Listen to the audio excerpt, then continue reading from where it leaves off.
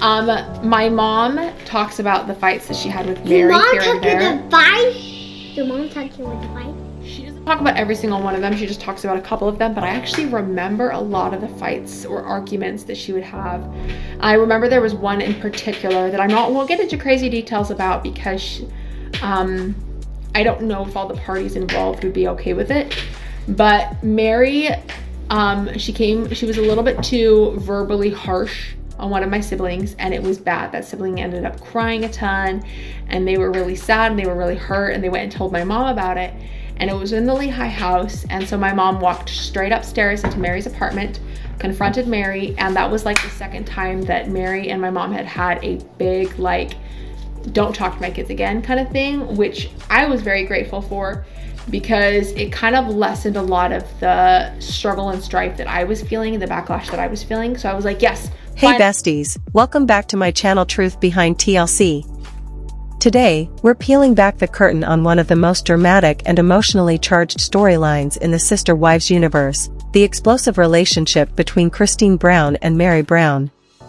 Now, if you followed the show over the years, you already know there's always been tension between the wives. But when it came to their children, the cracks in the family didn't just show, they split wide open. These weren't just little disagreements or personality clashes, these were fiery confrontations that left deep scars, not just on Christine and Meri, but on their kids too. Christine's daughter, T, has recently started speaking out in detail about what really went on behind the cameras. And let me tell you, her words are raw, they're heartbreaking, and they shine a light on just how toxic things could get inside that household. But here's the thing, this isn't just a story about two women fighting. This is about motherhood. It's about what happens when two completely different parenting philosophies crash into each other inside the same house. It's about loyalty, rivalry, survival, and the heartbreaking reality of children growing up caught in the crossfire of adults who were supposed to protect them. So today, we're going deeper than the surface drama you see on TLC. We're going to unpack what really happened, what the kids themselves are saying, and why these explosive fights between Christine and Meri weren't just family squabbles, they were life-altering battles that changed the Brown family forever. And besties, trust me, by the end of this, you'll see these fights in a whole new light. Let's start with T's powerful account of life inside the Brown household. Over the years, she's shared bits and pieces about her experiences, but what really grabs attention are the moments when she talks about Meri, specifically, how Meri treated her and her siblings. According to T, there were countless times when Meri's words weren't just sharp, they were cutting, harsh, and left behind wounds that didn't heal easily. While not every fight or conflict was openly discussed, T remembers them vividly. She recalls the tension, the tears, and the way those moments shaped her childhood. One incident in particular stands out. She doesn't dive into every single detail, likely because not everyone involved would be comfortable having it all laid bare, but the picture she paints is enough. In this memory, Meri lashed out at one of the kids with words that went too far. It wasn't a small scolding or a firm correction, it was verbal harshness that crossed the line. The result? That child ended up crying uncontrollably, crushed by the weight of Meri's words. Imagine being a child in a household already filled with tension and then feeling like an adult figure, someone who is supposed to be a parent figure, has turned against you. That kind of emotional blow leaves a mark, one that lingers long after the moment is over. When that sibling went to Christine for comfort, Christine's response was immediate and fierce. This wasn't one of those times when a mom tells her kid to just shake it off or toughen up. Christine saw the pain in her child's eyes, and she wasn't about to let it slide. She marched right upstairs to Meri's apartment in the Lehigh house, ready for confrontation. And what happened next became one of the defining moments of their already strained relationship. Christine confronted Meri directly. She didn't sugarcoat her words, she didn't play peacemaker, and she certainly didn't back down. Instead, she laid down a line in the sand, "Don't ever talk to my kids like that again." That wasn't just a simple argument between two women, it was a declaration of war in a household already filled with rivalry. For Christine's children, especially T, it was a moment of relief. Finally, someone was standing up against Meri's strict and sometimes harsh behavior. Finally, there was a sense of protection, a sense that their mom wasn't afraid to challenge the family's delicate balance of power if it meant keeping her kids safe. But here's where it gets complicated. This wasn't the first time something like this had happened. Michael T admits that this was at least the second major showdown between Christine and Meri over the kids. And if you think about it, that tells us a lot. It means this wasn't just a one-time slip-up or a bad day. This was a pattern, a recurring problem that boiled over again and again. For the kids, those battles between their mom and Meri were more than just loud voices behind closed doors. They were moments that shaped how safe or unsafe they felt in their own home. Michael T remembers feeling the weight of Meri's words, the tension that seemed to hang in the air, and the constant anxiety of wondering when the next fight would erupt. But she also remembers the relief, the sheer relief, of seeing her mom step up and say enough. In her words, it was almost like she could breathe again. She said to herself, yes, finally, something's being done. Finally, someone's protecting us. Finally, someone is making sure this doesn't keep happening. Think about how powerful that is. A child shouldn't have to feel grateful just because their parent defended them from another adult in the house. That's supposed to be the norm. That's supposed to be the bare minimum in a healthy family. But in the Brown household, where sister wives were constantly balancing rivalry, jealousy, and the impossible task of raising each other's children, even the basics of protection and safety sometimes fell through the cracks. And this is what makes the Christine versus Meri conflict so heartbreaking. It wasn't just about different personalities. It wasn't just about clashing parenting styles.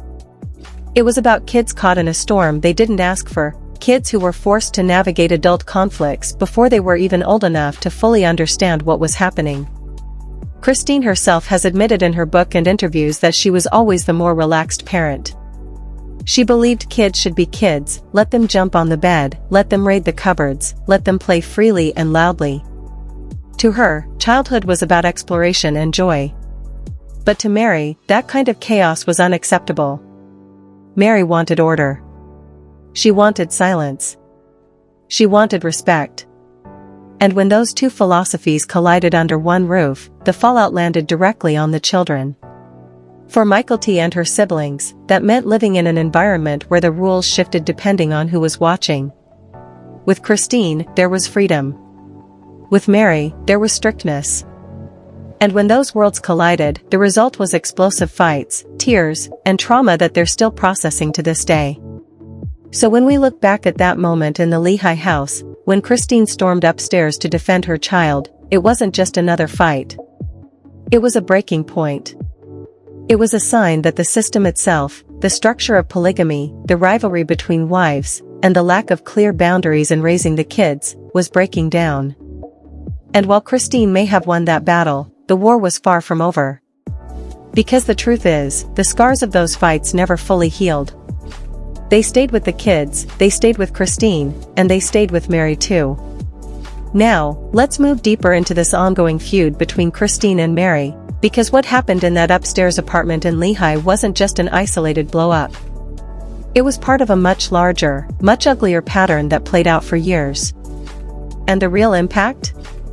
It wasn't only between the two women, it was the kids who carried the heaviest burden. Michael T has made it clear that those heated confrontations stuck in her memory, not because she wanted drama, but because those moments defined her childhood. Think about that for a second. Most kids grow up remembering birthday parties, summer vacations, or silly family jokes. But for Michael T, some of the most vivid memories involve watching her mom storm into Meri's space to defend her siblings. That's heavy. That's traumatic. And it speaks volumes about the household environment. Christine's protective instincts became legendary within her kids' eyes. She wasn't perfect, no parent is, but when it came to her children, she went to battle without hesitation. And for the kids, that kind of loyalty was priceless. They could breathe a little easier, knowing their mom wouldn't let anyone, not even another wife, cross the line. But here's the thing, that kind of confrontation doesn't just end in one explosive moment. It creates ripples that spread through the entire family structure. After Christine's standoff with Meri, the household dynamics shifted. Suddenly, everyone had to walk on eggshells. The kids knew their mom and Meri were at odds, and that tension trickled down into everyday life. Imagine being a child in that situation. You're sitting at the dinner table, and you can feel the icy silence between your mom and Meri. You're playing in the yard, and you can hear hushed voices inside, clearly arguing. You're caught between loyalties. Do you stay close to your mom, who defends you, or do you try to stay out of Meri's way so you don't get targeted? For kids, those are impossible decisions, and yet they were living them every single day. And this wasn't happening in some massive house with lots of space to hide. Back then, the Browns were all living in the same Lehigh home, under one roof, sharing walls, kitchens, and common spaces. Privacy was practically non-existent. If Christine and Meri fought, everyone heard it. If one of the kids cried after an argument, everyone knew. The walls may as well have been paper thin when it came to emotions. That kind of constant exposure to conflict leaves marks. Psychologists often talk about how children growing up in high-conflict households develop heightened stress responses. Their little brains are wired to be on alert, always waiting for the next fight, the next explosion. And that's exactly what Mykelti described, a constant undercurrent of tension, broken only when her mom stepped in to shield them. But what's fascinating here is how Christine herself framed these fights later on. In interviews and in her memoir, she admitted she and Meri were oil and water from the very beginning. They were never close, never allies. And when it came to raising children, they had fundamentally opposite philosophies. Christine believed kids should have freedom, laughter, and room to be messy. She wanted her children to feel safe being themselves, even if it meant chaos in the house. Meri, on the other hand, leaned heavily into discipline and order. She wanted respect, structure, and obedience. Those differences might have worked in separate households, but in one combined family system, it was a recipe for disaster. And let's not forget the polygamous dynamic here. Unlike a traditional household where parents can set their own rules, polygamy forced these women to co-parent each other's kids. That meant Christine's children weren't only under her authority, they were also under Meri's watch. And vice versa. Think about how confusing that must have been for the children. One day, Christine says it's fine to play in the kitchen or laugh loudly in the living room. The next, Meri scolds them harshly for the exact same behavior. To a child, that doesn't feel like different parenting styles. It feels like instability, unpredictability, and danger. You never know which version of authority you're going to get. And that confusion turned into trauma when the fights escalated. Christine's kids grew up knowing that one wrong move could lead to another confrontation between the wives. They knew their mom would defend them, but that also meant they sometimes carried guilt, feeling like they were the cause of the household fights. Imagine being a little kid, thinking, if I hadn't cried, maybe mom wouldn't be fighting with Meri right now. That's a heavy emotional load for any child to carry.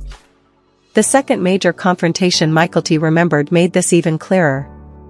Once again, Meri's words had cut too deep, once again a child was in tears, and once again Christine stepped in.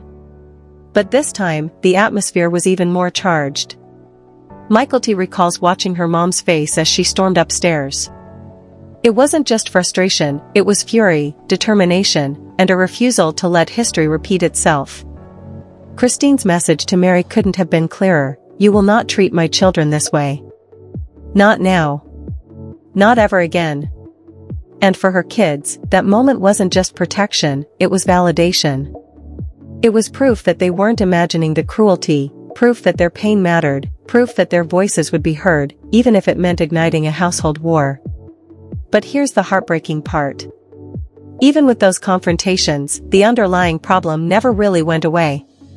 Sure, Christine could confront Meri in the heat of the moment, but the resentment, the rivalry, and the bitterness lingered. Meri may have backed down outwardly, but the tension only grew more poisonous behind the scenes. And in polygamous households like the Browns, those tensions aren't just personal. They affect everyone. Janelle's kids, Robin's kids later on, even Cody himself, they all felt the fallout. You can't have two mothers at war in the same household without the entire family structure crumbling under the weight. In fact, fans often noticed on the show how Meri seemed isolated from the other wives and kids. At the time, it was chalked up to her being the first wife, the legal wife, the one with the most control over the family's structure. But now, with Mykelti's revelations, it's becoming clearer why those walls existed. Her harshness, especially toward the kids, may have built barriers long before the cameras ever showed up. And here's the kicker, Christine's kids aren't the only ones who have spoken out about feeling unsafe or unwelcome around Meri. Over the years, whispers have circulated from multiple children in the Brown family, hinting at strictness, coldness, and a lack of nurturing from her. While some of it has been kept vague out of respect for privacy, the pattern is impossible to ignore. So, when Christine stood her ground, when she told Meri to never speak to her children that way again, it wasn't just about that one moment. It was about years of frustration boiling over. It was about reclaiming her role as a mother, about refusing to let her kids grow up feeling unloved in their own home. For viewers, this dynamic adds a whole new layer of understanding to the drama we saw unfold on TV. On the surface, it looked like typical reality show tension, wives clashing, jealousy flaring, emotions running high. But beneath that surface was a much darker story, children growing up in a fractured home, torn between loyalty, fear, and the desperate need for protection. And when you put yourself in Christine's shoes, her choices make perfect sense. She wasn't just being dramatic or overprotective. She was a mother doing what any good mother would do, drawing the line, demanding respect, and putting her kids first, even if it meant creating an enemy in her own household. If Part 1 and Part 2 showed us the explosive battles between Christine and Meri, Part 3 reveals something even more heartbreaking, the long-term damage. Because fights come and go, but the words spoken in anger, the tears shed in silence, and the wounds inflicted in childhood? Those last forever. For Christine's kids, especially Mykelti, the aftermath of these confrontations was a confusing storm of emotions. On one hand, there was relief. Relief that their mother stood up for them, relief that someone saw their pain and took action. But on the other hand, there was guilt, fear, and anxiety. Kids are incredibly perceptive, and they knew that every time Mom marched upstairs to face Meri, the entire household shook.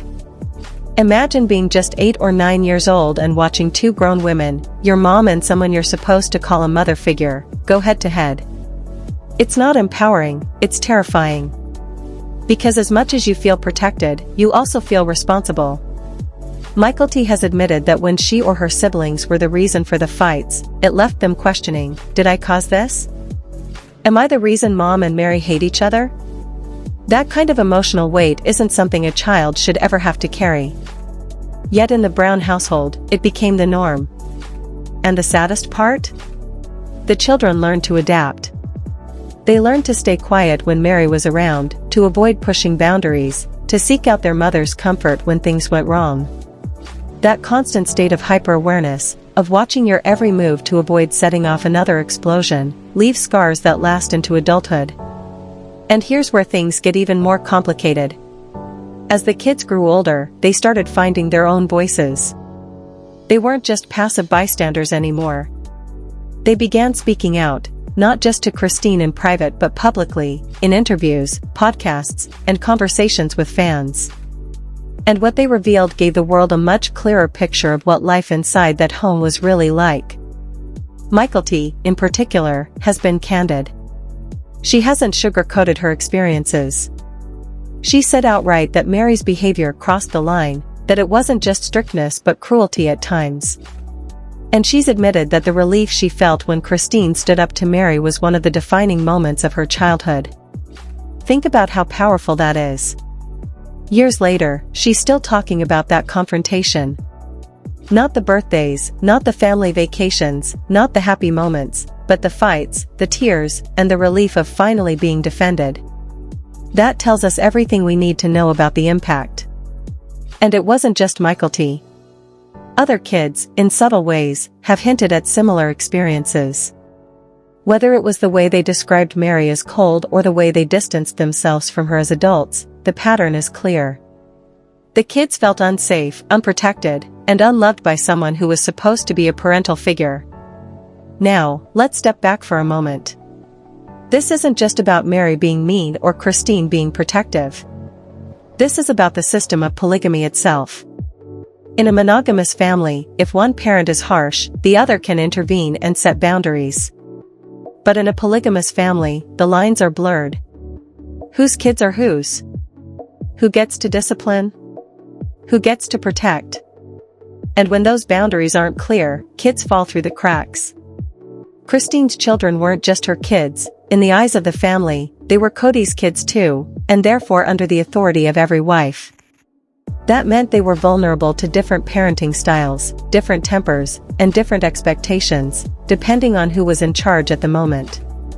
And for Christine, that was unacceptable. She couldn't sit by and let someone else, even another wife, crush her children's spirit. So, she fought. She confronted. She made enemies. And yes, it caused tension in the household, but for Christine, the choice was simple: her kids came first. But here's where the story takes another twist. Because even though Christine stood up to Meri, even though she fought for her kids, the scars were still there. Michael T. admitted that even as an adult, she can still hear Meri's harsh words in her head. She can still feel the sting of those moments. And while her mom's defense brought relief, it didn't erase the damage. That's the heartbreaking reality of childhood trauma. You can be defended, you can be protected, but once the words are spoken, once the wound is made,